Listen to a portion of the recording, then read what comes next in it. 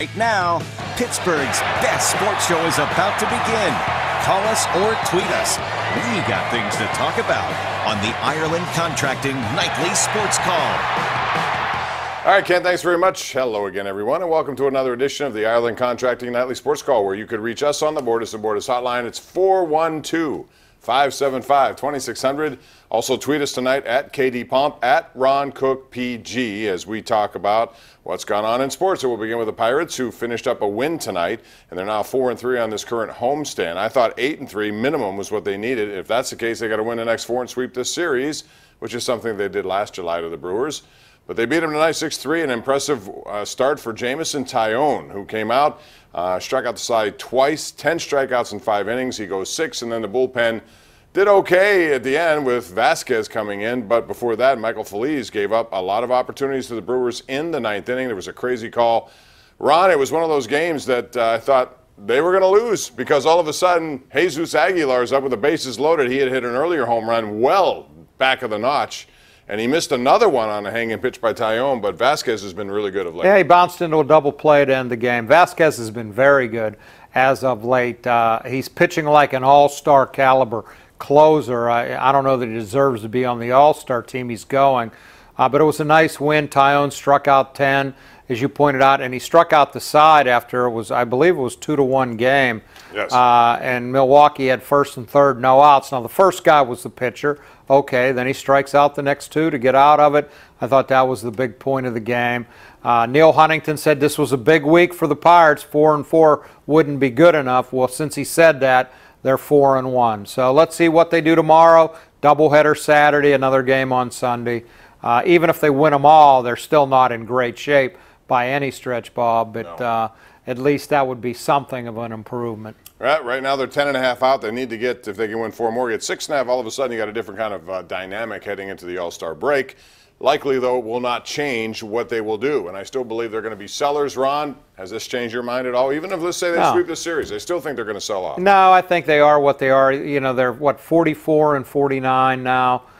They got to get above 500 for me to take them seriously.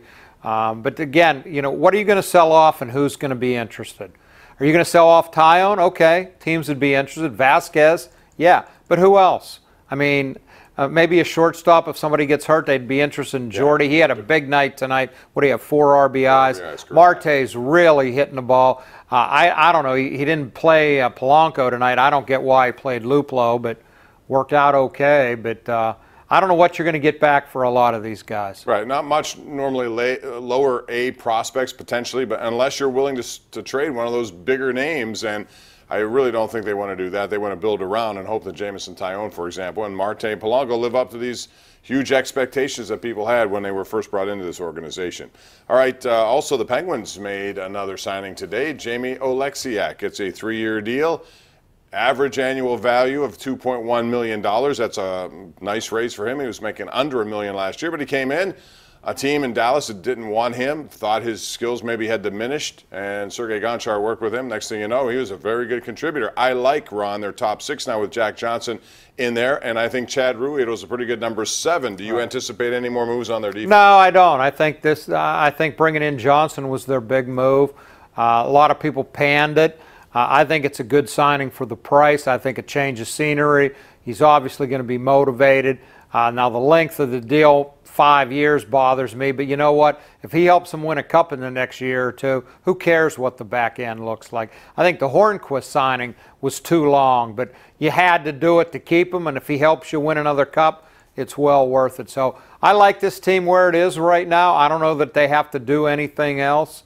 I think this is a pretty solid team with a chance to win again. Would you be interested in Max Pacioretty, he's going to be dealt? Mark Bergevin has made it clear, in fact told him, you will be dealt. The question is Sure, but he's a sort of a rental player. You have to have ideas of what would signing it him cost you, and in terms of what?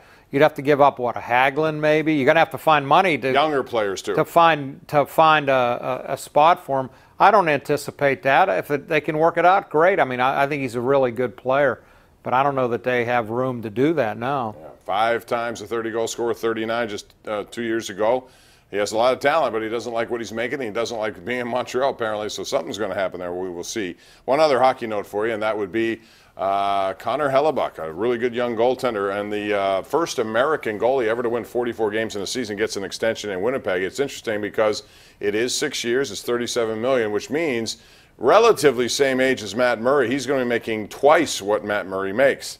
Now, there'll be a time when Matt Murray is up to the plate again, and we'll see what that happens. But I thought at the time, signing Matt Murray the way Jim Rutherford did was a good move, knowing that they would be likely losing Marc-Andre Fleury, Ron. So that was good. Yeah, I mean, Murray didn't have a great year. I think he had a lot of personal challenges with his father passing away and had some injuries. I'm a big Matt Murray fan. I think he's going to bounce back and have a big year. They have him at a good price, but down the road they're going to have to pay, no doubt. Absolutely, no doubt. All right, we're going to take a break, but want to remind you that coming up on this show, we're going to have our Roos Chris Sizzlin shot, and we have another hole-in-one to tell you about. So, who got it in the hole today? The Sizzlin shot is brought to you by Roos Chris at 6 PPG Place downtown, home of the sizzling steak done right. We'll tell you who it is when we come back, right here on Pittsburgh CW. The Ireland Contracting Nightly Sports Call is brought to you by Ireland Contracting, Pittsburgh's #1 home exterior expert in roofing, siding, windows, and gutters.